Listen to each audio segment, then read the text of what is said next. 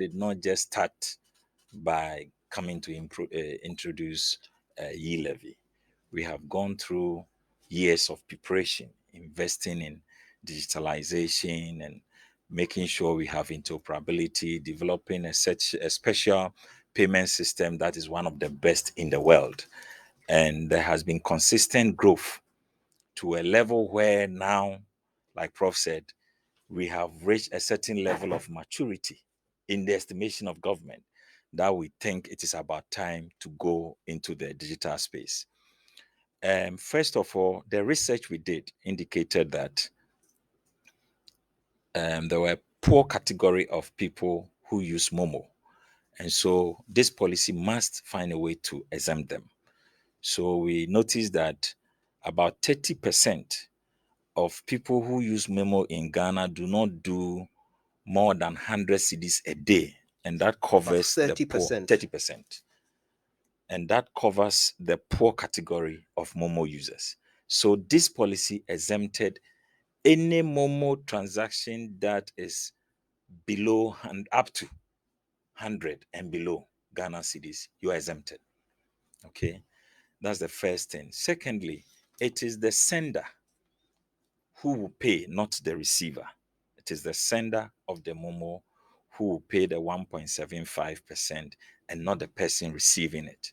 So that is another thing, because we know that usually those who receive it are the same category of people who need support. So we don't want to tax them. But those who have, that we want to take something from them. This is one of the progressive taxes in terms of the ability to pay principal in tax. It is one of the most equitable tax in terms of its outreach. If you're a banker and you send Momo and you meet the threshold, you pay. If you are a carpenter, a mason, or a farmer, and you send within the threshold, it covers you. So there's nothing like we are over concentrating on a particular section of society. Okay. Now the question. Okay. Forgive me, just before we move on to your next point, on this one you've said, how sound is this analysis that the 100 cedi ceiling protects the poor? Yes. Because, I mean, people of all levels of wealth pay for food, for Uber, for dispatch riders. Yet also people in the poverty bracket pay for medicines and pay for their mother's care, and pays for school fees and so forth. So is there any real way of assessing which group of society is paying which amounts? Okay, so if you multiply the 100 cedis a day by a month, you're getting about 3,000. So in our estimation, we analyze that if you earn below or up to 3,000 Ghana cedis, you are exempted from the payment of this e-levy. Because if you do a day... Hold on a minute. Do you pay at the end of the month? No, it's a day. So it's daily. Day. So if I earn less than 3,000 and I send 200, 150, I would pay. You will pay. Exactly. So but your first 100 will be exempted.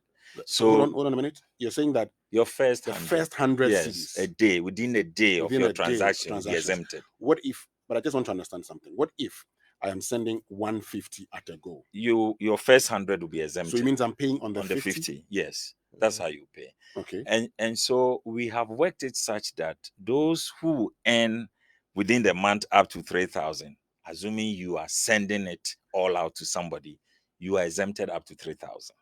Okay, so that's the policy. But the analysis we've just done would indicate. But if he's sending it all in one day, or if you send all in one day, your first 100 Ghana will be exempted. The 2,900 will attract the tax. Will attract the tax. So you are not protected. Well, but we are saying that if you can send 2,900 in a day, you should be willing to contribute to our nation building. See, nobody will build this country for